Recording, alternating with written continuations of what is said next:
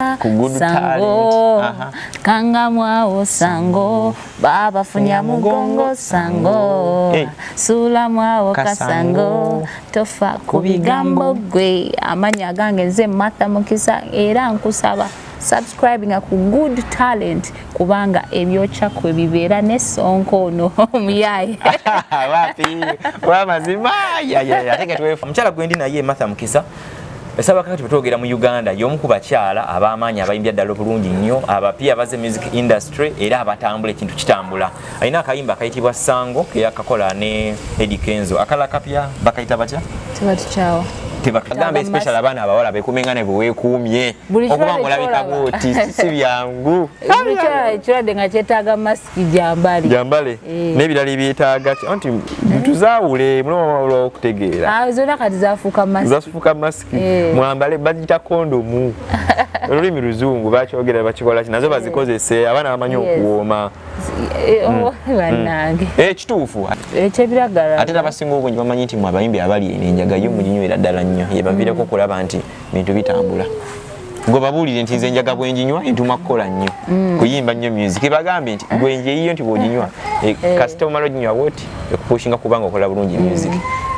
Well, kubanga tuli mu nsi ate tetuli perfect. Boterevu Good Talent Koli erinnya lyange nze Sonko Muhammad.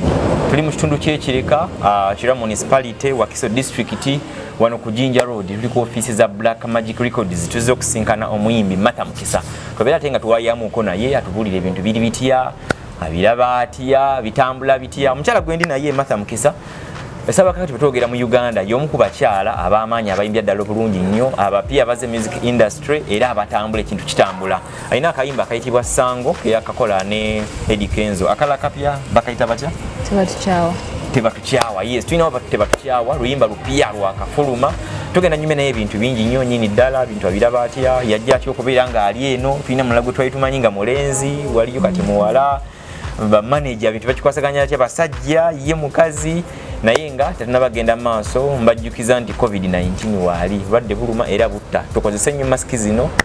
tunaabe mu ngalo tusanitizinge byonna so naye nja kujja kati nnyo kusobola okulaba nga tutambuza bulungi ekintu kyaffe owange osiibye otya bulungi tonsige covid ojjeko nedda nze omu kwe basooka okugema bwe bakugema sure limugeme kuva buto limugeme so ate eddagala erigema covid ligema n'obulwadde obulala bunnamutta obadde okimanyi bwakwambala masiki nze bwe mmanyi bwe ndowooza tukikozesa tujambala naye bagema n'ebirala byonna obulamu bugamba butya bannange bulungi sebo olabika bulungi sama kya mukama n'amaanyi g'omwami okuba nti ateekamu bulungi ebintu oba yesu waliwo omusajja oba tomuyina yogera kubanze mbadde nga nkola ebiseera bingi anti bamuyita yesu akabi batokamanyi omwami bamuyita yesu tumanyi naye kati ng'omutadde ku bbali waliwo abaami ab'okunsi kati nga ffe era njagala abantu kibagambe nti tewali mwami ze nkuba amanda esaawa yakakati esimu ogimpe tungere bantu kwasaganya eki obulala gwe nina music era ye ate wakukwata kwakutta busi ogeza kukumbuka kono akutta busi kuva kati singa nga bwendi nti tuli ba promoter ndi presenter wobera ngoli muyimbi ngamba singa tukwatagana ne mu mbeere endala tuyinza okutambuza ekintu e Kampala wano ne batutya music aba agenda kutta kizibu ayina bboba lingi yongera abantu beyanjulira batulaba nsanyuse nnyo okubeera ku Good Talent n'omwami Sonko olunaku olwaleero amanya gange nze Martha Mukisa mbayimbidde obuyimba bungi nnyo era mubwagadde mulimu Sebo tulina XO international local kati tulina Sango tebatuchawa nyimba nyingi kazifuuse nyingi amanya gali ag'emmamba manya ki agengeye yes agengeye amanya agange amatuufu pitibwa Mukisa Martha Nakakande ni mukyala wange era nzalibwa muno mu Buganda Mukisa Martha Nakakande mukyala wange akabiro kabakyakinge era babazukulu baani oyinza okubanga oli owengeyo w'e Rwanda Busulumba Busulumbi okay yongera okweyanjulira abantu mu mbeera eya Sango ebe eya Sebo oba eya Sebo oba eya XO where exiwo yes exiwo bakikola atya wakulaba kawulira atya gwe tebakucawa sango kangamwawo sango babafunya mugongo sango sulamwawo kasango tofa ku bigambo gwe okitegeera tutandikire ku sango nga tunaba kubeera nga tugenda mu birala sango kitegeeza ki sango kitegeeza sango oluyimba lwakweyagala kyovula bigambo byetukozesa mu luyimba wamalinnya mu kakondo kalinnye kati kusuula mu ngatto atalina ssente lekaddako ebbali ebyana bisembere luyimba lwakweyagala leero mudidde okuvuubirira kanyama ku musito so tekirina nnyo kintu nnyo nti tukigendemu deep just owuliriza luyimba nejja nemugamba sango so ndowooza mubiwulire luyimba sango badde mugamba ani yaluyimba tetumanyi bimukwatako yongera tulokalire tuline Martha Mukisa agenda tunyonyola ebintu bingi nnyo yakwatagana ne Eddie Kenzo kijja kikyabeere nga ali eno nze nasooka kulekuwulirira bira kayimba sebo twesaana nyimbe bulungi sebo nengamba wakakwatira ne mukwano gwa nkota vidiyo ey'ejjinja nengamba nalabika musoga nno weeyo tribe yo oli musoga ndi muganda oli muganda gwowawano nze nali manyi nti oli weeringa egeje naba viringa gye yayitambulamu okay Martha Mukisa ojja otya ebya music yo biyingiramu otya ebya music ebya music bibaddemu nga mbyagalira ddala kuva nga ndi muwala muto nga njagala nnyo music era bwe bali bibayita akaliba akendo okalabira ku mukonda yes so nabeeraawo nga music mwagala nnyo buli omwe wakakimanyi njagala nnyo music so tekyanzibuwalira nze okuyingira mu industry kubanga nze nga mbyegatiramu ojja kundaba ndi mu bandi ojja kundaba weba balina ekintu kyebakubisa muya nga wendi weba beetaga muntu ku backinga nga wendi so nzize nga kyenjagala nzijja nkikola kinkyongerako tobyenyizeemu wenyize no sibyenyizeemu ne bajjawo ne bayimbayimbamu namala naabula omulundi gumu nkuze nga nkyagala nkuze nga nkyagala ate nga bazadde bange nakyo nga bakimanyi lwakubanga bo ekisookerako kuba kusoma naye nga bajja ku supportinga throughout whatever mwajjanga muyimbayimba nga mujja munyumirwa ekintu n'amasomero ge nasomerangamu gaali gakuyimbayimba Mitala Maria gaali gakuyimbayimba Kitantikivu School nezijja nga byenkola era bya music sa musical journey yes ani manager wo ni mu Black Magic Entertainment mukwasaganyiza ekintu otya oyingire mu Black Magic Entertainment because febo yali etambula twamanyimu omuyimbi mulala John Black the African boy era nga bolaba bwetuze tukola naabula kubanga tusanze otambuddeko fetwakola ne John Black abali bakata akayimba katukwatagane ennaku ezo netukwata tutandika tulina tiimu yaffe tutambuza ekintu paka kyatukola wa tusanze otambuddeko naye gwojja otya wenyige Black Magic Records nayo eri yali Black Magic Records eno entertainment Black Magic Entertainment olibo yavaamu kintu nokikwasaganya ne mukyusaamuka management nekyusaamu because era nalabye juzi ku DPO Ken nga ndabako Black Magic Entertainment manyi Black Magic Records tuli mu 2021 yes corona italiwo naye yajja so Martha Mukisa italiwo kati yajja so ebintu bikyuka tuli wano kati netuyingire kunyingirayo kunyingira Black kyekyo kiragambye nti obutagwa bugwe mu bintu nali netegekera era nalinga nsaba nga Mukama mugamba banaye nange neetaaga mbeereko ng'abayimbi abalala nange nfuneko abantu abakola ki abankwatako ku mukono so 2020 management nentuukirira simanyi how they spotted me but I think wanalinze already enfulumiza kasebo nga gye kali mu market naye ng'amaanyi tegaali g'amaanyi nnyo so ndowooza okwetegekera kwenze nga neteeka nepositioninga yes ne bansportinga ne baŋŋamba Martha oyagala okukola ne bagamba nze ndi ready okukola ne bampa contract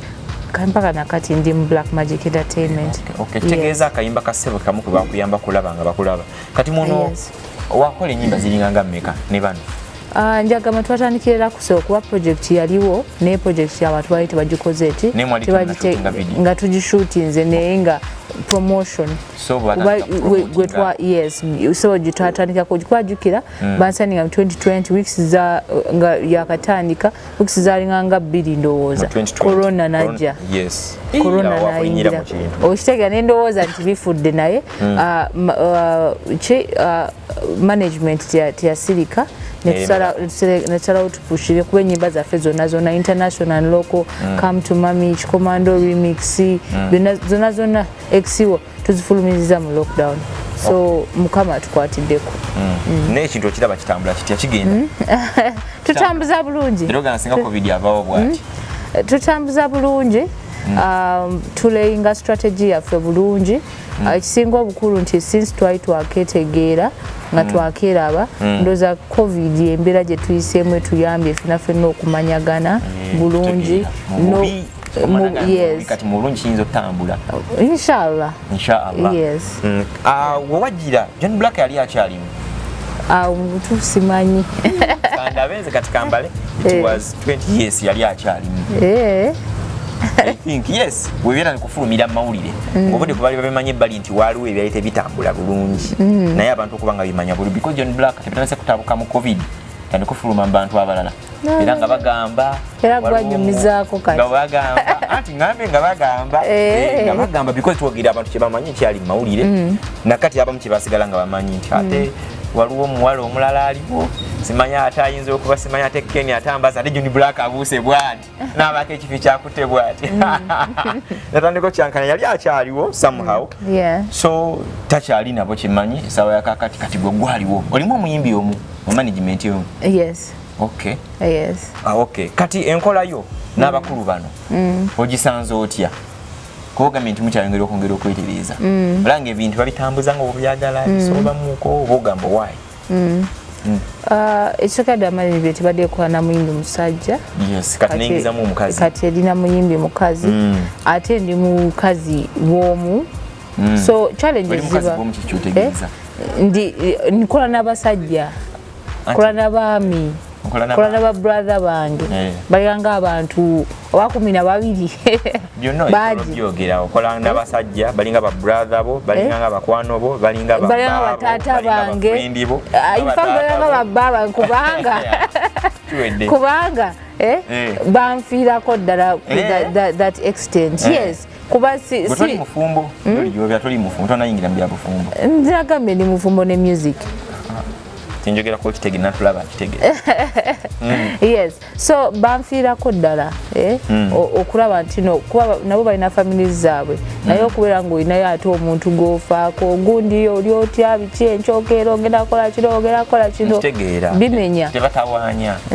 tebatawanya because it's not easy kubanga oli mukazi wetinga gufaanana kuba abali abatulaba nze amanyi kyempulira wendi ono mukyala alabikira ddala bulungi nyonyini ddala leero ndi naawe sikkiriza nakkiriza nti ndi naawe sikkiriza lwakuba nti bagamba covid naye singa kibadde kisoboka wanimpadde akafumira nempulira nengamba nempulira kuwalabi bawulira nengamba but besides that BME is a professional company ndoza naawe osobola okujulira ekyo kimanyi it's a professional company wetwagala okugenda tulabayo visioni gye tulina tugirabayo eri so ebintu byaffe engeri gye tubikwasaganamu yanjawulo ate n'ekirala respect weri respect for the artists, respect for the managers, respect for the ku gwe tukola kwa guno omulimu nze ngukola ku inspiring n'abantu abatugoberera abatulaba ku Good Talent ndina omukyala omwana omuwala Martha Mukisa mwana muwala mwana mukazi mwana mukyala mwana baby mwana muyimbi byonna alina akayimba kayitibwa Sango Sebo Exwo Commando ali mu Black Magic Entertainment okitegeera so tuli wano kireka tukyagenda mu maaso So nyaga tubere nga tugenda maso n'okunyumira tusubscribinge tumwagale tugende ku YouTube channel tukebereko ku music mulungi ne tumuwa obuwagizi nga tuwawagiza abantu abalala osanga tuyinza okuba nga tugusa ekintu kyaffe gye tugenda mu maaso. Martha Mukisa. So Eddie Kenzo akayimba kano tukolaba. Sango ke muze mukola naye Elivi Mugisha ya shootinga video mwakolerawo. Video twashootingira ano mu Kampala. Mwali around Kampala. Yeah, around Kampala. Eri bintu byakola birungi kayimba kali kalungi. Yateka mu creativity. Nalaba bannamagoya. Nenda batabaso baba Sudan nenda baba black ate nyinyo nenda batabeeru nyinyo. Sasa kintu kitambulira bulungi nnyo. Mu kiru kyafine kyokubiri mbadde nkusaba tujjeko okuwagona twongere okuba. Antwongere balaga ko. Mu kintu kyokubiri. Fazi mbagireko galvin zange zokka. Enkofiira kiki? Enkofiira yo bagireke. Nina buzibu ki? Chichi. Ndi mukyala wa Museveni. Olita ina mbiri. Olita ina mbiri. Mwazi just yogeza kukwogera tribe yo bwetambula mutane kukwogera bwoti. Jajja wange. Tingo yingi dufana na wakabenyi. Wejeko. Wallahi. Ese banzikizaako nkofiira eno bagireke. Nkofiira ina buzibu kyo ina byokwesemu. Design. Maske yo jambala ku mutwe waggulu. Design. Thank you. Oyongedde okunkuba. Ennyinyi. Otoka kasanza ino omugogwa musa Kampala ogwa ddala. Era bw'onaafiirwa enyuma. Thank you for appreciating. So tubali tukyagenda mu maaso. Martha ne music wo. Professionally, music umazeemu bbanga ki? Professionally, I will go for 2 years. Njagamba 2 years.